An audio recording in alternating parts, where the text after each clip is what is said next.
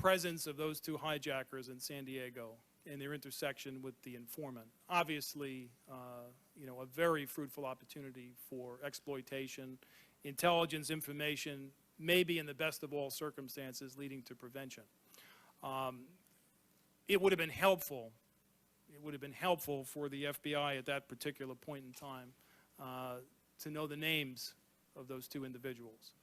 That the information which was generated in the January 2000 physical surveillance, not by the CIA but by a liaison agency, if that information and the initiation for that surveillance, which were phone calls to a central number, which you're well aware of, which plays a integral role not only in the East African bombings case, but also in the Cole investigation.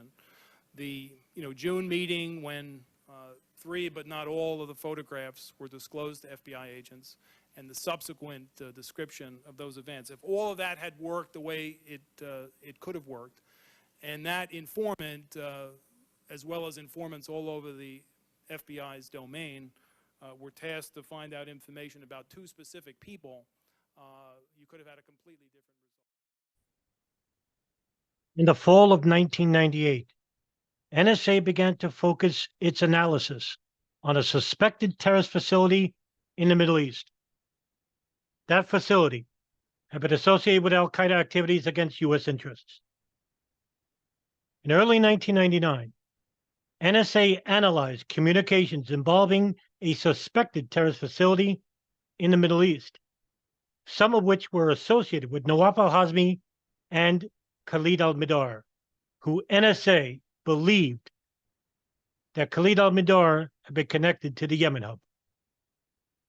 These communications were the first indication NSA had a link between Khalid Al-Mihdhar and Nawaf Al-Hazmi.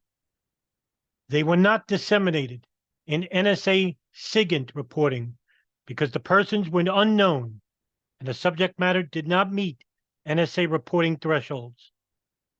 Those thresholds vary depending on the judgment of the NSA analyst who is reviewing the intercept and the subject, location, and content of the intercept.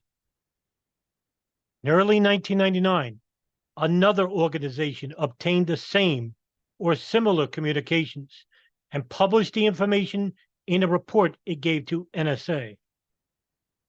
NSA's practice was to review such reports and disseminate those responsive to U.S. intelligence requirements.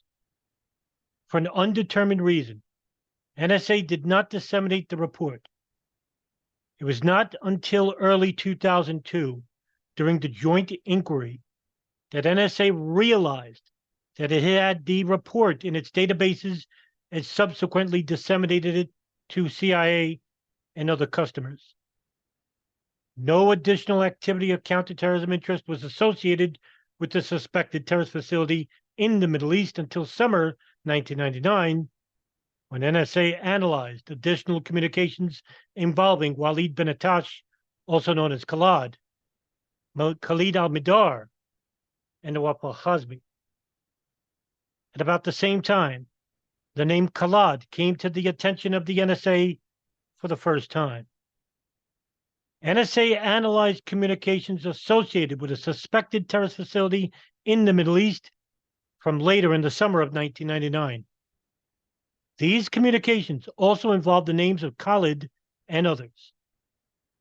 None of this information was disseminated because the subject matter did not meet NSA reporting thresholds. In late 1999, NSA analyzed communications associated with a suspected terrorist facility in the Middle East involving Nawaf Al-Hazmi, Walid bin Attash, and for the first time, Salim. It was thought at that time that Salim might be Al-Hazmi's younger brother, and this was later confirmed. In early 2000, NSA analyzed what appeared to be related communications between Khalid and redacted. NSA reported this information in early January to CIA, FBI, and other counterterrorism customers.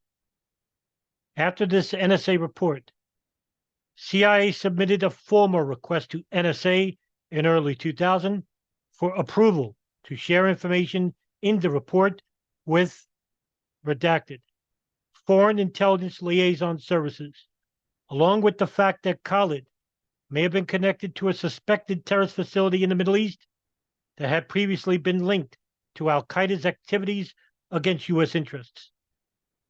CIA wanted to cite these connections to enlist liaison assistance, redacted.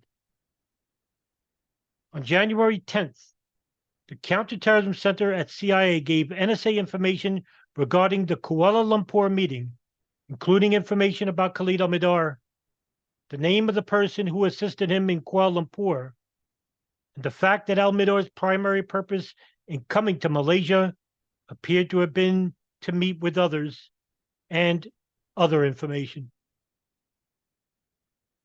In early 2000, NSA analyzed communications involving Khalid and a suspected terrorist facility in the Middle East linked to Al-Qaeda's activities directed against U.S. interests.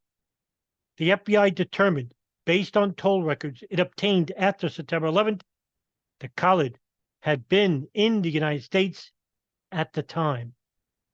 Some of these communications met NSA reporting thresholds and were reported to FBI, CIA, and other customers, but some did not.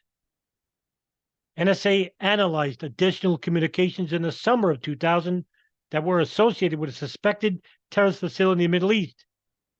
Salim Al-Hazmi and Khalid, redacted. NSA did not believe this provided any new information, and there was no dissemination.